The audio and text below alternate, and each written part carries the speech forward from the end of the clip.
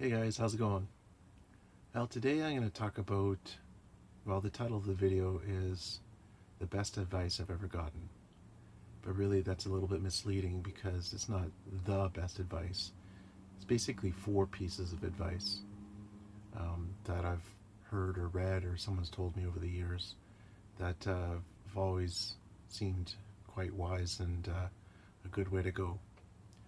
So the first one is, well, let me show you this picture.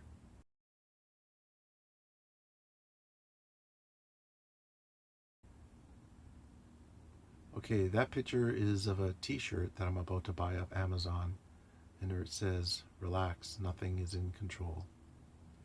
And the underlining meaning is, um, don't worry about it. Let it go. You can't control stuff. You can only control your reaction to it. So, um, don't worry about it. Um, so sometimes we get a bit overwhelmed by a problem or a situation, and it's kind of like the more you expect something to be a certain way, the more difficult it is to accept the outcome, and potentially the more anxiety it may cause us. So if we have less expectations, then we're more likely to be happier. Um, so yeah, have less expectations, and when something happens that you don't agree with or has caused you some pain, as much as you can, just let it go. Now, there's a couple things that can help with that. Uh, One of them is exercise. I don't know if you ever tried going on a long or a good hard run, but when you come back, you always feel better. Your brain is clear. It's hard to be upset when you finished strenuous exercise. And part of the reason for that is because when you exercise, your blood runs faster, pumps, your heart pumps faster, and your blood is running through your body faster, including your brain. And in your brain,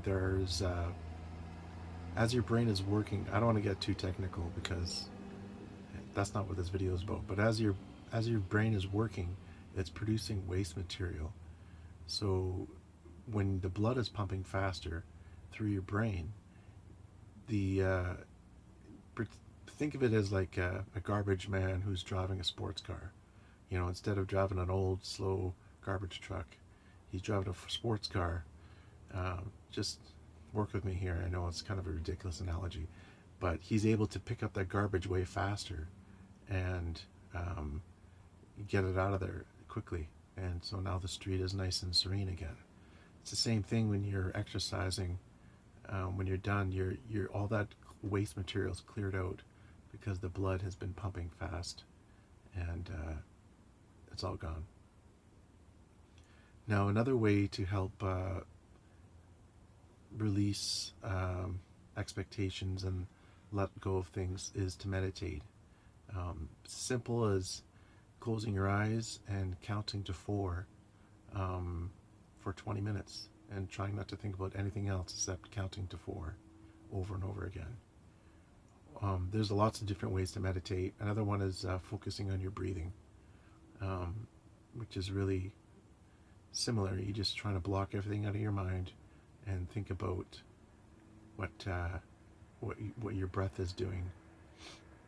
Speaking of breathing, that's another way you can help let go of things, is by a very simple technique where you count, you inhale as much as you possibly can, fill your lungs up with as much air as possible, hold it for four count to four, and then exhale as much as you possibly can.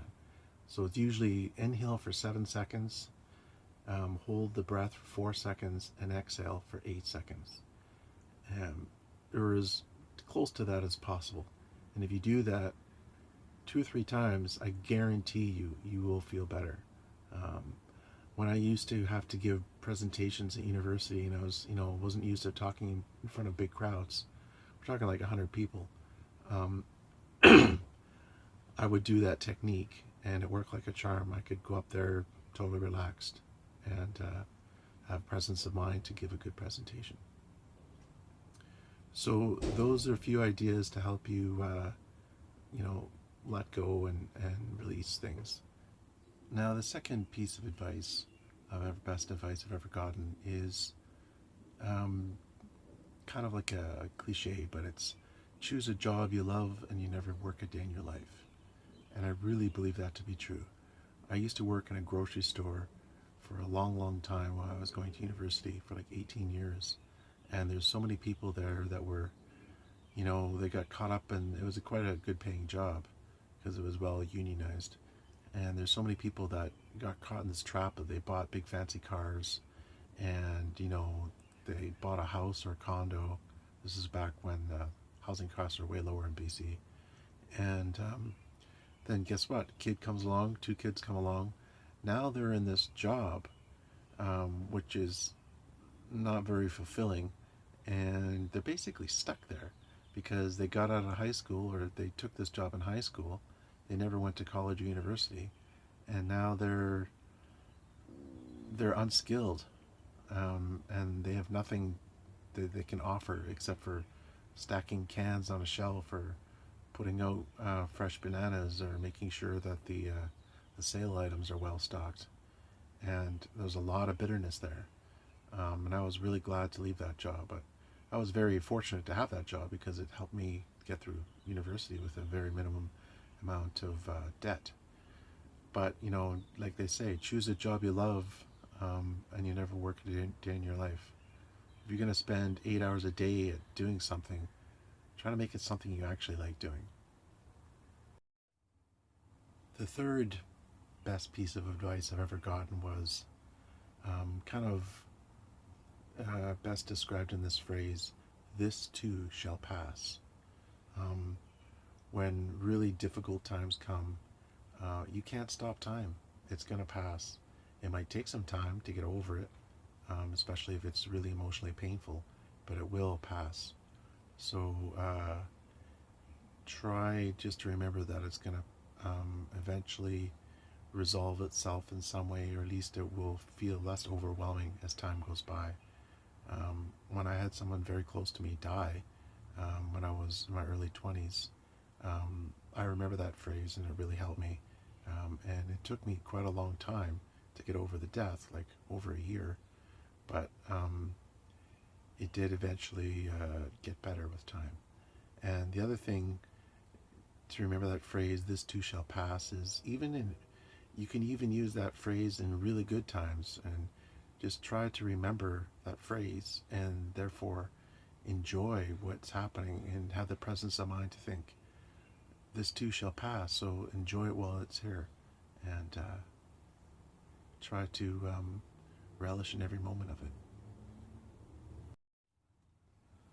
Okay, the fourth and final best piece of advice I've ever gotten was um, say yes to positivity and no to negativity. Um, there's a phrase that the Buddha said that really always makes me think. It's better to walk alone than to walk with a fool. Um, it's better, and really to me that means be mindful of who's in your life. Um, there's a lot of negative people out there, and they can drag you down with their negativity, and there's no reason for it. It's better to, they call editing, and minimalism is this whole idea of editing, and you not just edit the stuff in your life like material possessions, but you can also edit the people out of your life that are not contributing in a positive way. And it kind of reminds me of like Facebook, when you have all these people on there, and if you're not really engaging with them in a meaningful way, then why be Facebook friends? Just because you knew them in high school doesn't mean you should know them now if they're not contributing to your life in a positive way, or if maybe you contribute to their life in a positive way. But yeah, say yes to positivity and no to negativity. Basically, it just essentially means keep it positive in all those different ways that may hold to be true. Also, you can say the same thing with, I talked before about the black dog and the white dog. It's the same kind of concept where let the things in your life that are positive in and try to keep out the negative stuff. Because the negative stuff doesn't you no good. It just makes you feel negative, and there's no reason to go down that path. It won't lead to happiness. Alright guys, well, I know this video isn't really related directly to van dwelling, but once in a while, I try to kind of, talk about things that are, I think, important and can bring a bit more meaning to someone's life, and maybe help someone have put a smile on their face, or at least help them get through some tough times. So, yeah, I think that's important to do. So, thanks for watching. Take care. Have a good night.